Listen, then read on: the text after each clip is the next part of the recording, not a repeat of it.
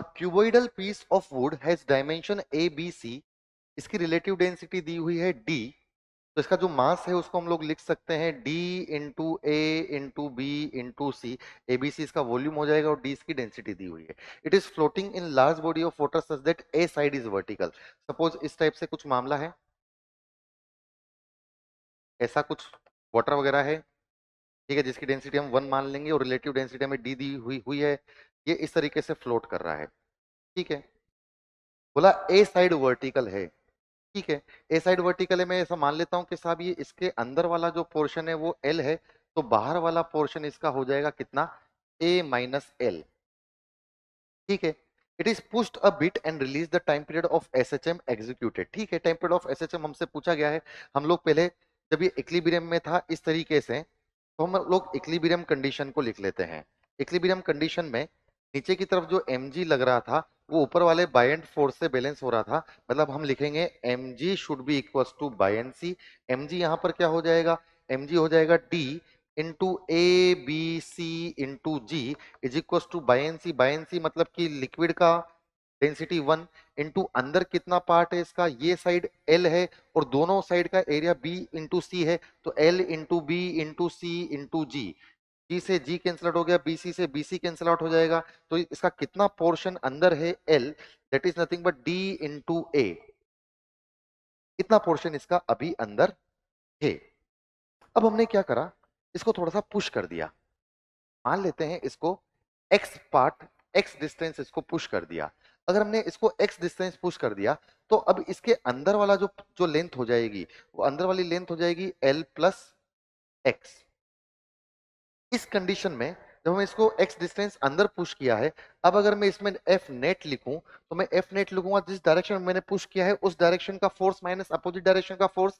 मतलब मैं लिखूंगा mg माइनस अब जो नया बायएंट फोर्स है, अभी भी mg तो कितना है, d into A B C into G, d into A B C into G minus buoyant force अब कितना लग जाएगा, डेंसिटी 1 इंटू अब कितनी लेंथ है अंदर L plus X into area BC into G should be equal to net force.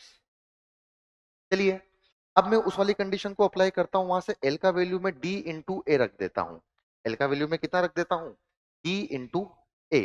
अगर मैं इसको और सोल्व करूं तो मैं लिखूंगा D into A B C G. अगर मैं नेट फोर्स को लिख रहा हूं तो D into A B C G minus L B C G minus X B C G.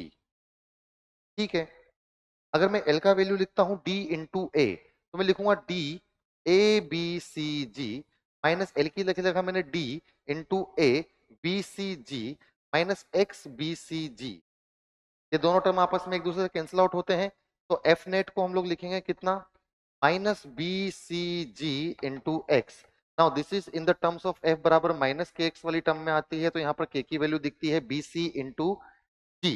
तो अगर हम लोग टाइम पीरियड लिखें तो हमारा टाइम पीरियड होता है कितना, टाइम पीरियड होता है 2 pi under root M by K. तो टाइम पीरियड लिखा जाएगा कितना, 2 pi under root M, M की जगह में लिख सकता हूँ D into A B C G upon K की वैल्यू है बी सी जी. बी सी जी के की वैल्यू है, यहाँ पर कुछ गलती तो नहीं की है ना यहाँ पर, ठीक है. सब सारी सारी सारी टर्म यहाँ पर अपन ने एकदम सही लिखी है. तो d into A B C G upon B C G. यहाँ पर कोई मिस्टेक नहीं हुई हो एक बार वो चेक कर लेते हैं. अगर हम लोग लिखें तो एफ नेट हमने लिखा है M G minus F B, M G को लिखा है d into A B C into G minus 1 into L plus X into B C into जी.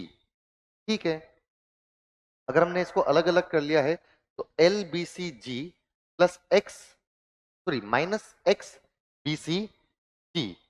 तो एफ नेट आ गया minus B C G into X. तो यहाँ पर T का वैल्यू हो गया कितना, बी सी जी. ठीक है, बी सी जी है.